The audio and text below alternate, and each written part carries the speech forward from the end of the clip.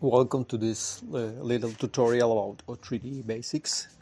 I'm not an expert, so I'm gonna try to keep it as short and simple as possible. So let's go to the point.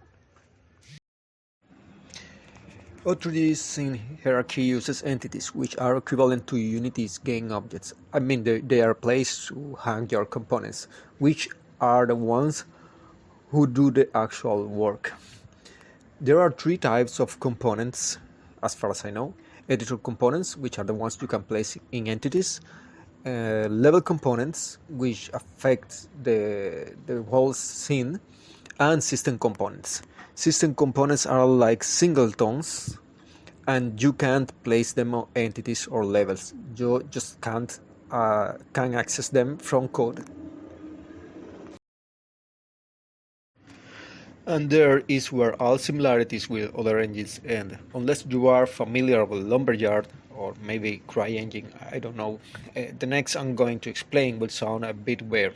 Unlike Unity, Godot or Unreal, O3D components uses interfaces, boosts and events to talk with each other.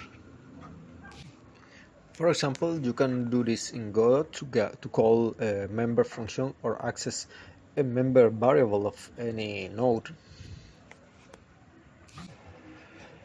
In O3D, what you do is to ask boss to send an event to a specific entity. If a component wants to know the position of a certain entity, would need to tell transfer bus, hey, I ask certain entity its word translation. There is no way to access the actual vector representing the translation, same as there is no way to call a function of a component without declaring it in your component bus. It's a sort of object-oriented programming mixed with extreme academical correction. Once you have understood this, programming in O3D becomes a bit easier, so the sooner you get it, the better. Okay, that's all for today. In the next tutorial, which is gonna be also short and simple, I'm gonna try to teach you how to make a basic Lua script and call a function from the Lua script. See you.